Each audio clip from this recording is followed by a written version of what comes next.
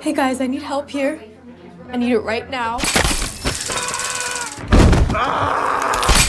The movie begins when Cooper Adams takes his daughter Riley to a concert since she achieved high scores in her school. During the conversation, Riley mentions how she is having a rough time at school, and particularly a girl named Jody keeps on pestering her. Still, Riley is excited about seeing her favorite pop icon, Lady Raven, live in the concert. Lady Raven is very popular among teenage girls, so the venue is crowded.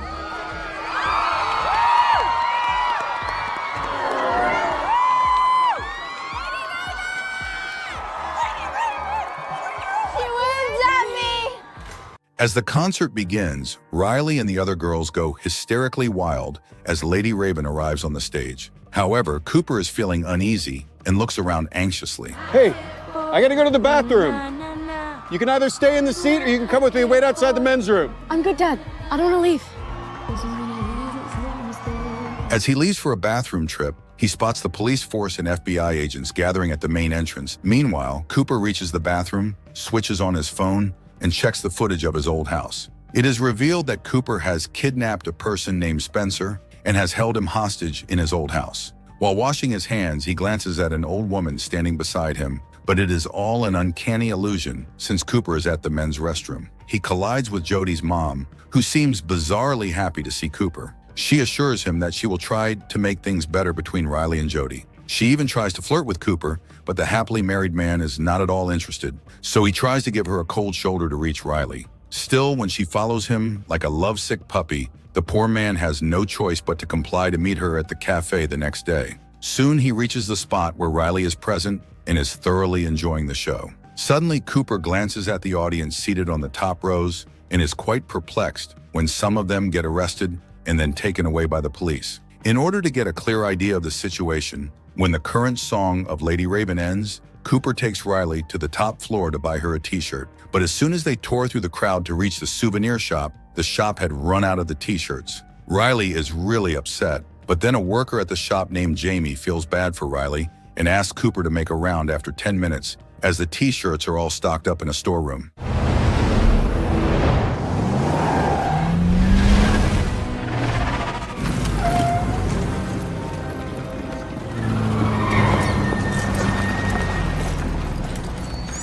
Something happening? You know the butcher?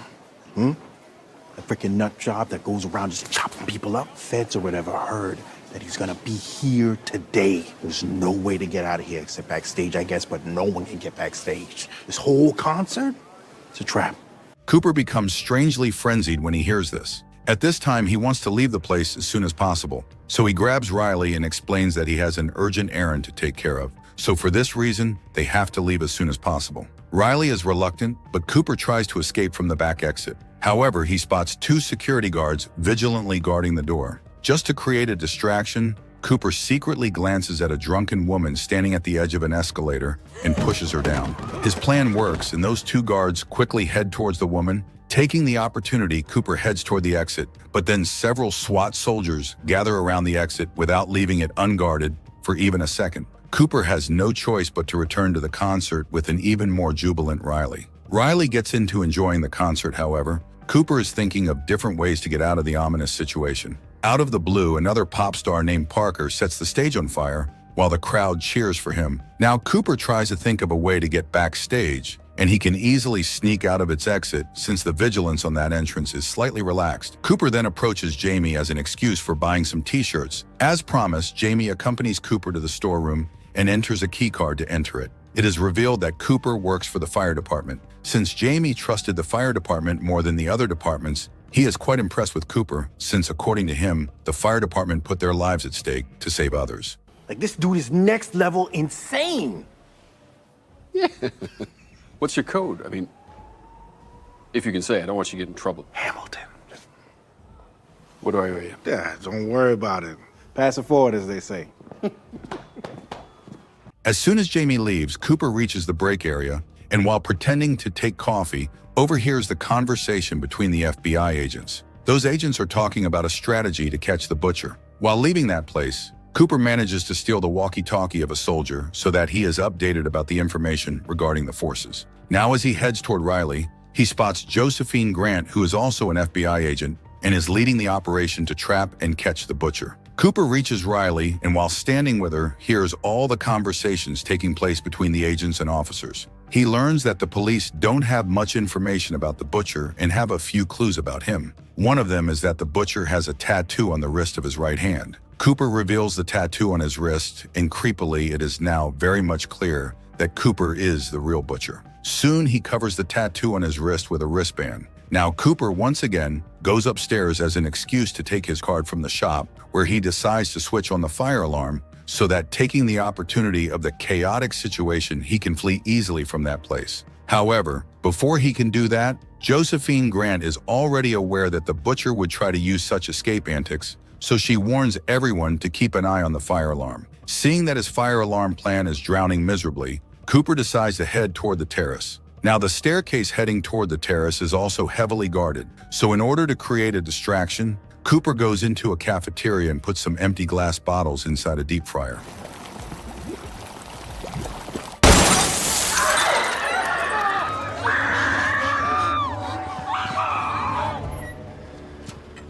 What the hell are you doing out here? Just needed some air. There was an accident in the kitchen. Some sort of kitchen accident. Great. Let me see your card. Who was the older woman who gave the presentation? She looked like she was running the show. She's taking down 10 of these guys.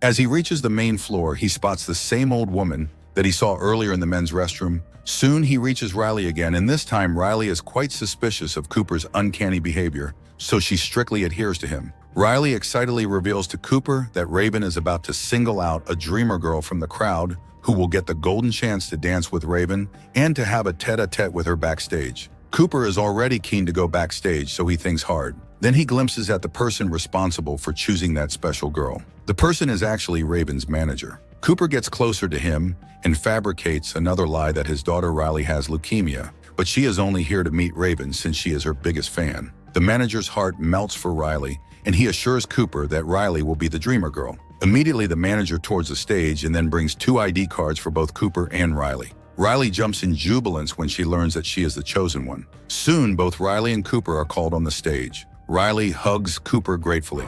They're with us. We should talk with him. Oh, it's all good. He's with us. You're all good. Yeah, baby! As soon as Raven's performance ends, she goes behind the curtains. However, the location where Cooper is standing, he can see the backstage scenario quite clearly. He notices that Raven is taking an inhaler, depicting that she is suffering from asthma. Maybe this is the reason Raven's manager was considerate enough to send Riley as the dreamer girl, after hearing that she was having leukemia. Cooper glances at Josephine and other officers rapidly heading toward the stage. He notices a teenage girl who faints, so he helps her get into the medical room situated backstage. In this way, quite cleverly, he manages to dodge the police. The tour manager agrees and accompanies them backstage. But unfortunately, the backstage is also heavily guarded, just like the front one. Cooper is really screwed since now he doesn't know what to do. Soon he glances at Lady Raven and an idea pops into his mind. He waits with Riley till Lady Raven heads out for the exit. When Raven sees Riley, she stops for a chit-chat. Grabbing the opportunity, Cooper asks Raven to spare a couple of minutes for him. Raven accompanies Cooper to the powder room where Cooper finally admits that he is the butcher. Well, the reason I wanted to talk to you. Oh, wait, I gotta press mute so he doesn't hear us. You see that little box? You caught me. I admit it. But you can save him. That is going to release carbon monoxide and kill him within 5 minutes. I will press it right now if you signal them. Please help me! Help! What you're going to do to drive us out of here. Save him, catch me.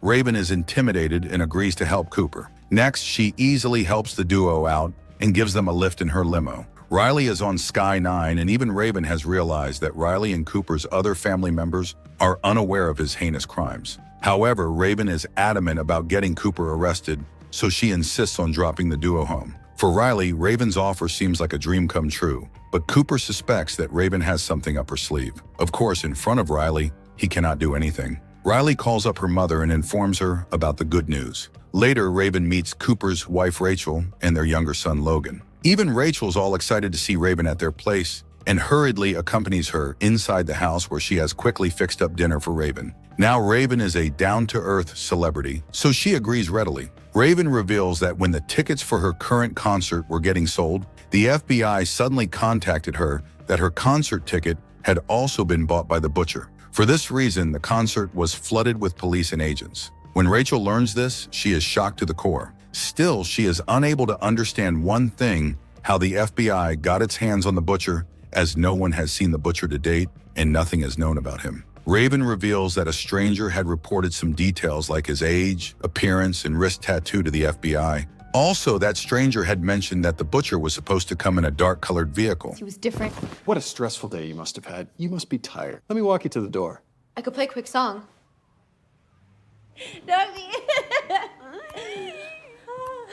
Riley, come sit with me. Riley, come on, baby. Shall we take a selfie? Yeah. Use your dad's phone.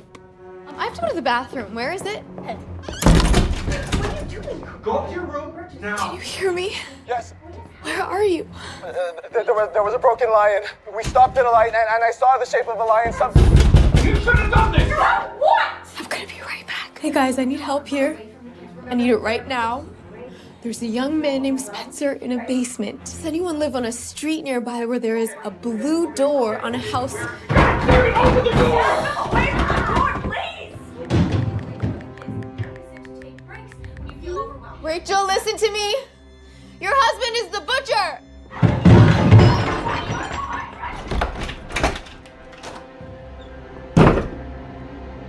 May I have my phone? He immediately switches on the live footage to check on Spencer, but by then Raven's fans have already rescued Spencer. Cooper is furious, but for the time being, he is unable to do anything. At the moment, he has locked Rachel and the kids in a room. Next, he plans to leave in Rachel's car, along with Raven as a hostage. Soon, he pushes Raven inside the car and takes the driving seat. But as soon as he drives out of the garage, his way is obstructed by Rachel and the kids who have somehow managed to escape from the locked room. A tearful Raven takes advantage of Cooper's weakest moment and advises him to stop the ruthlessness and get help from a psychiatrist. However, Cooper doesn't listen to her, so Raven gets out of the car and joins Rachel, while Cooper locks himself inside the house. The police, the FBI agents, and the SWAT officers surround Cooper's house. However, Cooper still has one secret escape route from the house. When the officers barge inside Cooper's house, shockingly, they are unable to find him. Raven decides to leave, so Josephine assigns a police officer for Raven's safety. Halfway, the SWAT officer abruptly halts the car and handcuffs a shocked Raven inside the car. It is then revealed that Cooper has been masquerading as that officer, as he already had a spare SWAT officer's uniform. When I saw you waiting behind the curtain on stage, I got the urge.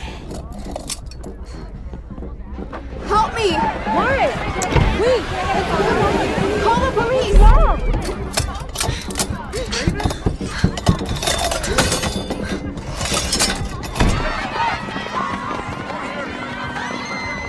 He's in the car.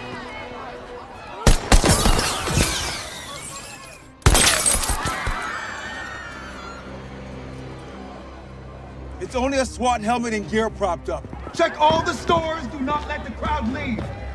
On the other hand, Josephine, Rachel, Riley, and Logan are present in their home, where Josephine is looking at Cooper's old family pictures in disbelief. No one can suspect by looking at those pictures that Cooper is the real butcher, because he was very much in family life and worked hard to make a living. Josephine wants Rachel, Riley, and Logan to move to another city for their safety, but Rachel refuses because deep in her heart she believes that Cooper would never dream of hurting their children. Still, she leaves the children at her sister's place and enters the house alone. However, Cooper is already waiting for her, staring at her menacingly. He realized that the person who tipped off the FBI, the SWAT, and the police about him going to the concert was someone close to him. He is certain that the traitor is none other than Rachel. Rachel admits readily and reveals that for some time she had been noticing his suspicious behavior. Not only that, but Cooper's clothes had bloodstains and that putrid stench that made Rachel's sixth sense flare up. Not only that, but he used to come home quite late, so at first Rachel thought that he might be having an affair.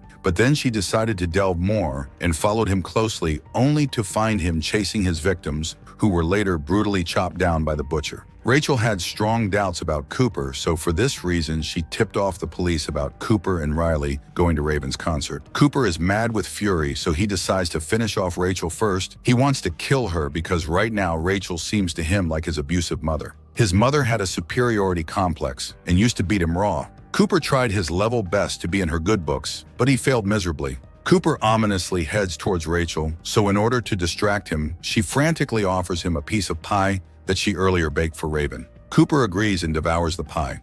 I feel out of control. It's because I won't see Riley and Logan again. It's gonna end in the average way. You found my bag. Is that what you used on them?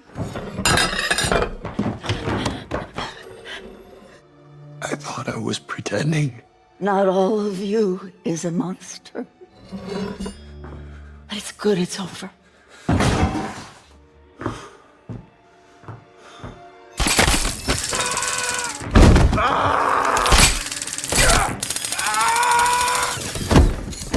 While leaving his house, an emotional Riley hugs him and cries bitterly, and even Cooper gets emotional while hugging her. Suddenly, he sees Riley's bike fallen on the ground, so he stoops down and puts it back in an upright position. The police tie his hands with an iron chain, and he is shoved at the back of a van. As the van hits the road, Cooper begins to laugh hysterically. Then he takes out a bicycle spoke that he tore off from the wheel of Riley's old bike.